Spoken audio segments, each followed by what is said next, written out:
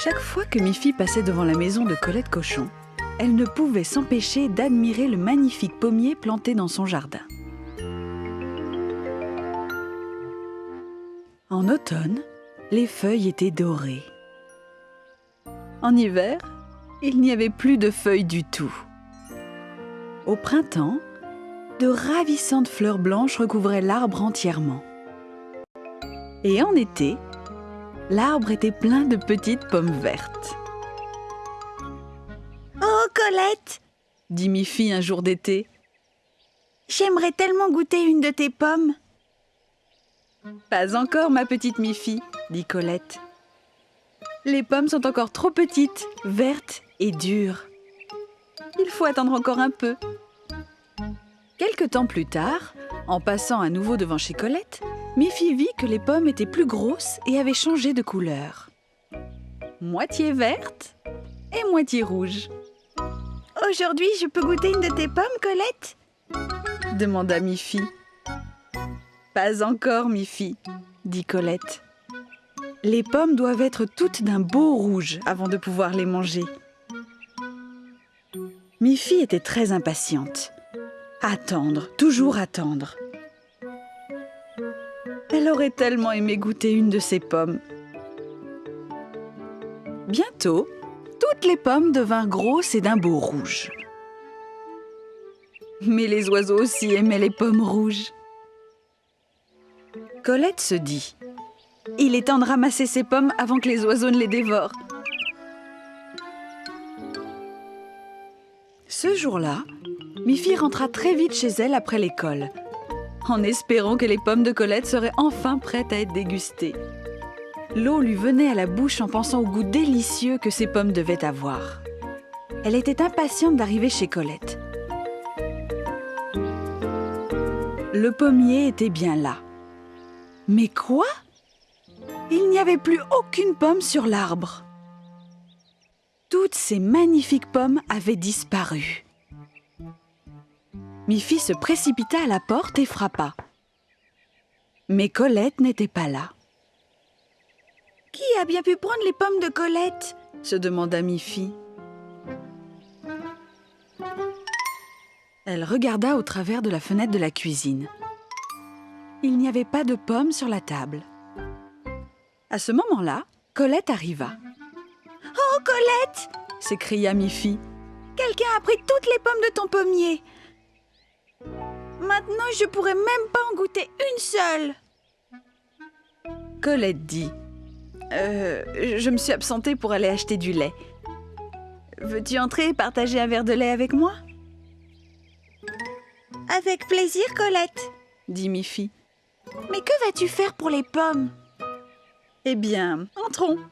J'ai peut-être une surprise pour toi, Miffy. » Elles entrèrent dans la maison. À peine avait-elle ouvert la porte que Miffy sentit une odeur délicieuse. Une bonne odeur appétissante venant du four. Que dirais-tu d'une belle part de gâteau aux pommes pour accompagner ton verre de lait? Alors Colette ouvrit le four et sortit un énorme gâteau plein de délicieuses pommes chaudes. Elle posa le gâteau sur la table. Il était superbe et son parfum délicieux. Miffy fut surprise, mais aussi très heureuse. Enfin, elle allait pouvoir déguster ces belles pommes rouges dont elle rêvait.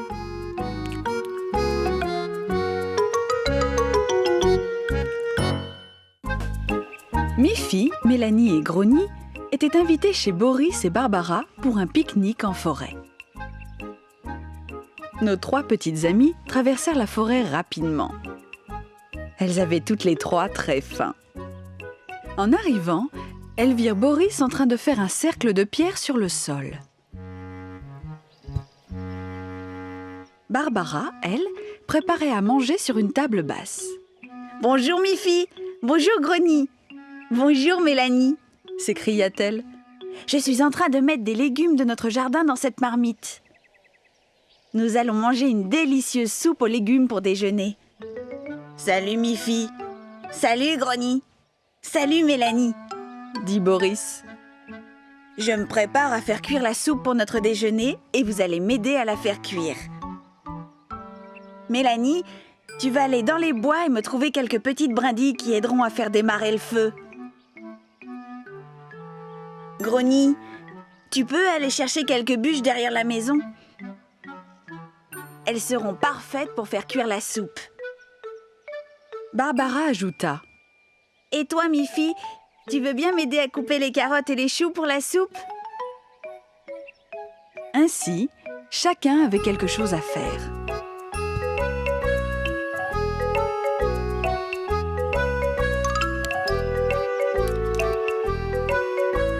C'était amusant, mais elles avaient de plus en plus faim. Quand tout fut préparé, elles s'aperçurent qu'il manquait encore une chose essentielle. Nous avons oublié de mettre de l'eau pour cuire les légumes, dit Barbara. Alors, Barbara et Miffy allèrent chercher de l'eau dans la maison.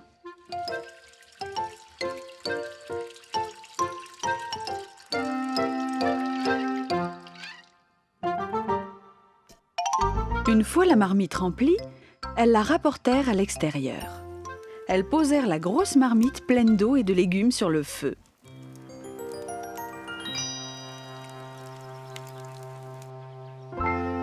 Quelques instants plus tard, un arôme délicieux montait de la marmite. Et tandis que la soupe commençait à bouillir, elles furent sensibles au son mélodieux des bulles. « Ce bouillonnement ressemble à de la musique !» s'écria Miffy. « Oui !» dit Barbara enjouée. « Mais il manque le rythme !» Et elle se mit à tambouriner sur la marmite avec une spatule en bois. Cela donnait un son de clochette.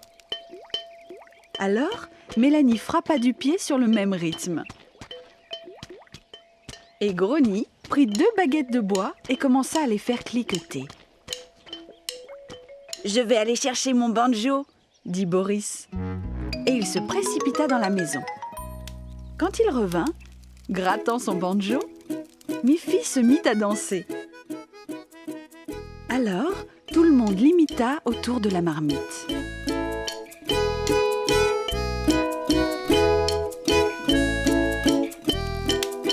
Tapant, cliquetant, grattant, dansant sur la musique. C'était une vraie parade, un authentique, un véritable orchestre champêtre.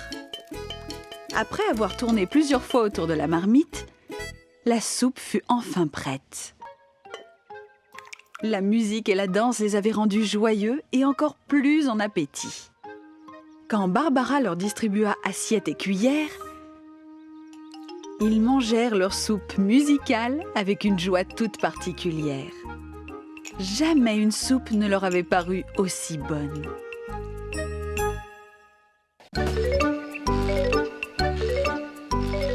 Miffy et Agathe s'amusaient beaucoup dans le parc. Regardez-les monter et descendre sur la bascule. Elles riaient de bon cœur, en montant, en descendant. Soudain, Snuffy arriva en courant pour jouer, elle aussi.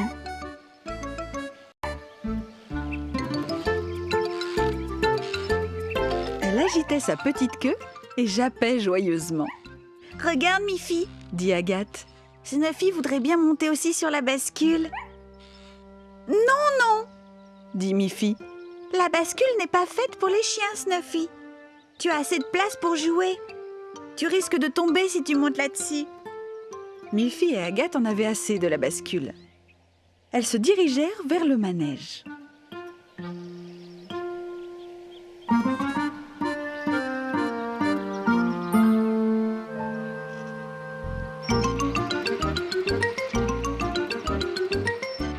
Elles poussèrent avec leurs pieds et le manège se mit à tourner, tourner de plus en plus vite. Snuffy courait tout autour du manège sans s'arrêter, agitant sa queue en aboyant vivement. « Regarde, Miffy !» dit Agathe tandis qu'elle tournait comme des toupies. « Snuffy voudrait aussi monter sur le manège. »« Pas question !» dit Miffy. « Le manège est très amusant pour les enfants. Mais si tu montes là-dessus, tu risques de tomber et de te blesser. Les manèges ne sont pas faits pour les petits chiens. Mais tu peux courir tout autour si tu veux. Bientôt, le manège ralentit doucement. Miffy et Agathe étaient un peu étourdis.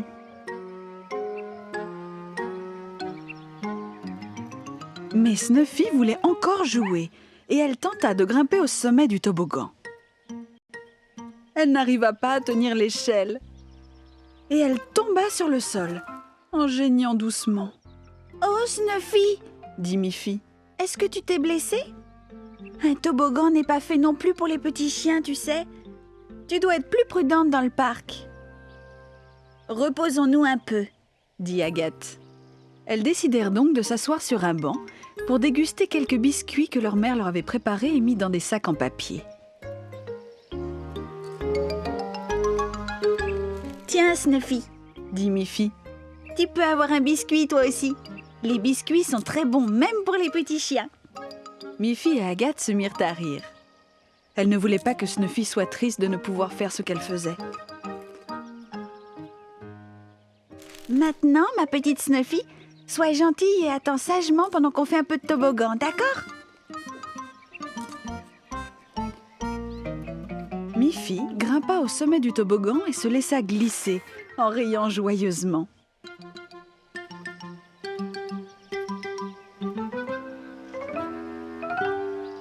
Puis, Agathe grimpa aussi et se laissa glisser. Cela la fit rire aussi. Et tandis qu'elle riait, Snuffy s'élança et grimpa au sommet du toboggan, sans tomber. « Non, Snuffy, non !» s'écria Miffy. « Tu dois être prudente. Les toboggans ne sont pas faits pour les petits chiens. » Alors Snuffy fit quelque chose d'incroyable. Elle s'assit et se laissa glisser le long du toboggan et atterrit doucement sur un tapis de sable au pied du toboggan. « Tu as réussi !» s'écria Agathe. « Tu as réussi !» s'écria aussi Miffy. « Tu es vraiment un petit chien très malin, Snuffy !» C'était un jour d'hiver, au ciel d'un bleu clair et limpide. Miffy dormait encore dans son lit douillet et chaud quand les premiers rayons du soleil apparurent. Miffy fut réveillée par le gazouillis d'un oiseau, juste devant sa fenêtre. « Qu'il est joli ce chant d'oiseau !» pensa Miffy. « Il doit être très heureux et profiter de la belle neige qui couvre la prairie. J'aimerais bien être dehors, moi aussi. » Alors, Miffy s'habilla rapidement, mit son chaud manteau, son écharpe et sortit dans la neige blanche et craquante.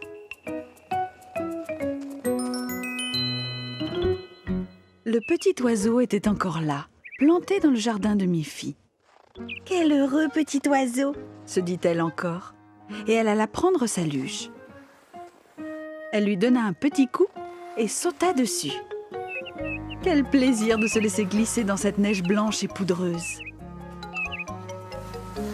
Miffy entendait toujours le pépiment de l'oiseau, même plus fort qu'avant. Elle se retourna et vit que l'oiseau sautillait derrière elle. « Ce petit oiseau aime aussi la neige, » pensa Miffy. « Il veut me tenir compagnie. » Mais Miffy devait changer d'orientation et remettre sa luge en direction de sa maison. Elle n'avait pas encore pris son petit déjeuner. L'oiseau fit la même chose et continua à la suivre en sautillant. « Ce petit oiseau a l'air de tenir à moi, » pensa Miffy. « Il veut me suivre partout et chanter pour moi où que j'aille. » Maman Pompon appela Miffy. « Dépêche-toi, Miffy! Tu n'as plus le temps de jouer, il faut aller à l'école. Viens vite prendre ton petit déjeuner. » Même quand Miffy eut terminé son petit déjeuner, le petit oiseau était toujours là, sur le rebord de la fenêtre. Même sur le chemin de l'école, le petit oiseau suivait toujours Miffy, jusqu'à son école. « Tu veux aussi aller à l'école, petit oiseau ?» demanda Miffy. « En tout cas, tu sais déjà chanter. » Miffy pensa qu'il serait amusant que le petit oiseau la suive partout. toujours en chantant. Même assise à sa table, le petit oiseau restait derrière la fenêtre. Au moment de la récréation, tous les enfants sortirent pour jouer dans la neige. Ils furent ravis de voir le petit oiseau sautillant autour d'eux. Mélanie dit alors: J'ai l'impression que ce petit oiseau essaye de nous dire quelque chose, Miffy. Tu as raison, dit Miffy. Il n'a pas arrêté de gazouiller et de me suivre depuis ce matin. Il a peut-être faim, Miffy, dit Mélanie. Mais oui, dit Miffy. Je n'y avais pas pensé. La neige a recouvert toute la nature et il ne reste plus rien à manger pour les oiseaux. Miffy se sentit mal à l'aise. Je suis stupide, dit-elle. J'aurais dû deviner qu'il avait faim. Elle courut dans sa classe et revint avec le sac en papier contenant son déjeuner. Elle prit un bon morceau de pain noir et en éparpilla les miettes sur la neige. Le petit oiseau se jeta immédiatement sur les miettes et les avala les unes après les autres.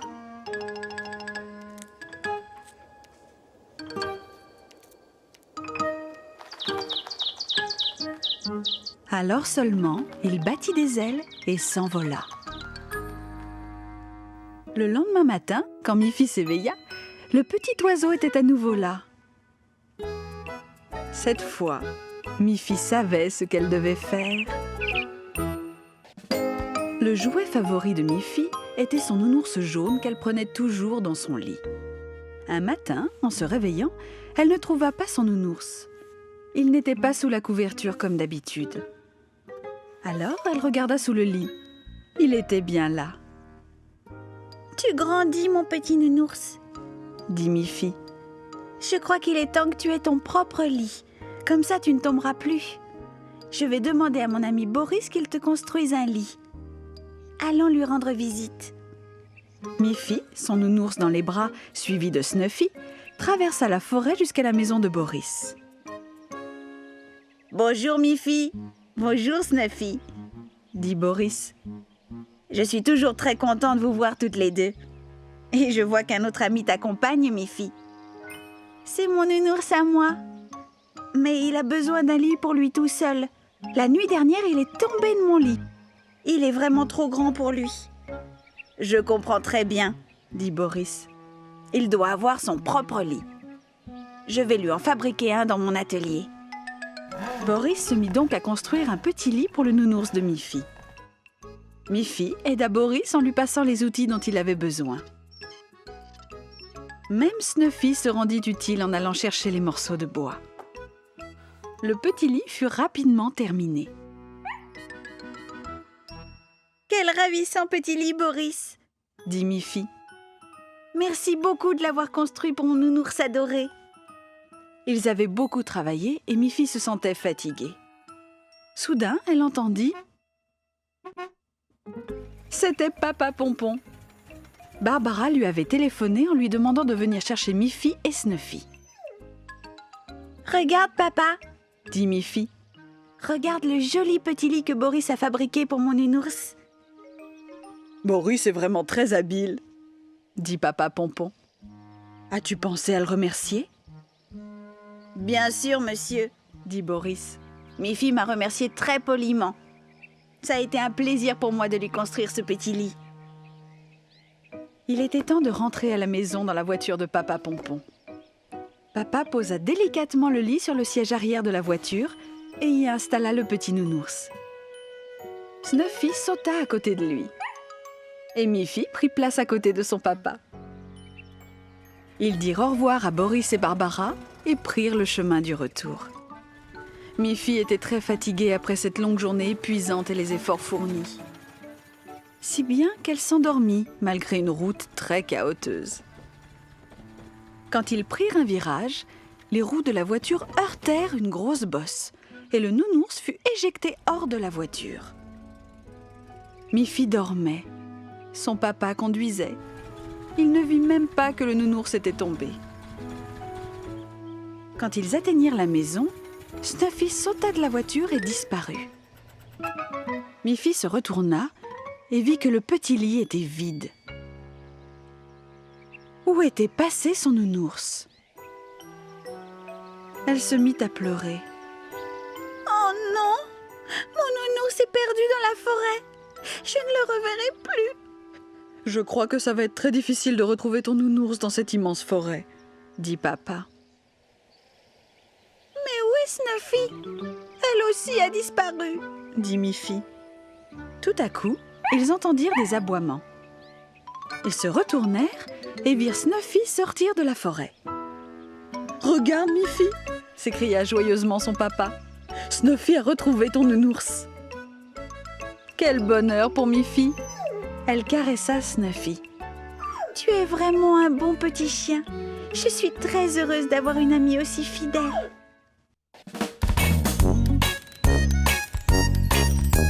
Miffy court et c'est la joie. Avec ses amis, on ne s'ennuie pas. Snuffy, Agathe, Barbara, Boris, Colette, ils sont tous là et tous ensemble.